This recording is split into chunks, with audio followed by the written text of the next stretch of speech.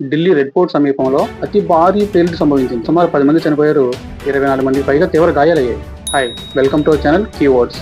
ఈ రోజు అంటే నవంబర్ 10, 2025 సాయంత్రం 6:52 ఒక భారీ పేలుడు సంభవించింది. ఈ బ్లాస్ట్ ఎఫెక్ట్ కి సమీపంలో ఉన్న కార్లన్నీ నిప్పంటుకున్నాయి. బ్లాస్ట్ కి దగ్గరలో ఉన్న బిల్డింగ్స్ అద్దాలు పగిలిపోయి భవనాలు బీటలు వచ్చేంత తీవ్రంగా జరిగింది ఈ బ్లాస్ట్ జరిగిన వితిన్ మినిట్స్ లో అక్కడికి ఢిల్లీ పోలీసు యంత్రాంగం, ఫైర్ ఇంజిన్స్ అక్కడికి హుటాహుటిన చేరుకున్నాయి. సుమారుగా 7 ఫైర్ ఇంజిన్స్ సంఘటనా స్థలానికి చేరుకున్నాయి. ఢిల్లీ రెడ్ ఫోర్ట్ కి అతి సమీపంలో చాందినీ చౌక్ మెట్రో స్టేషన్ దగ్గర బ్లాస్ట్ జరిగింది. బ్లాస్ట్ 6:52 ఒక స్విఫ్ట్ కార్ లో సంభవించినట్టుగా పోలీసులు తెలిపారు. ఈ బ్లాస్ట్ కి అక్కడ ఉన్న జనాలు వణికిపోయి పరుగులు చేశారు.